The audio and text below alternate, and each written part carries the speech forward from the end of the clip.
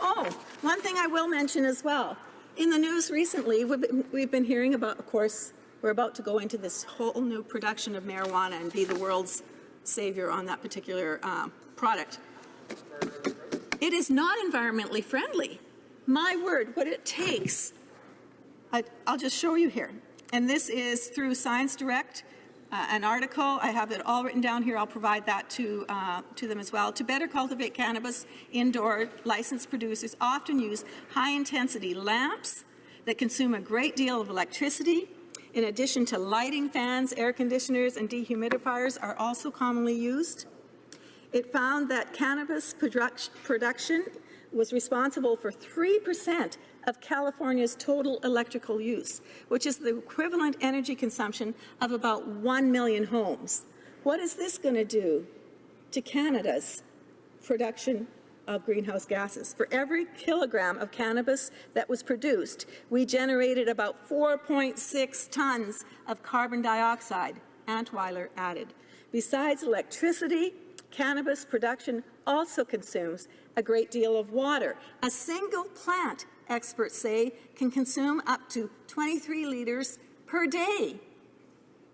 Mr. Speaker, highlights cannabis production, as of 2012 U.S. study, consumed 3% of California's total electricity usage, the equivalent consumption of 1 million homes. Every kilogram of cannabis generates about 4.6 tons of carbon dioxide. And I'm assuming that's before it's used.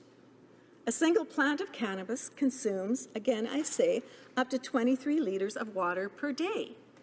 So where was the decision-making on the environment as this government was creating its legislation around cannabis? What is the upstream and downstream impact of this particular industry going to be on our Canadian environment?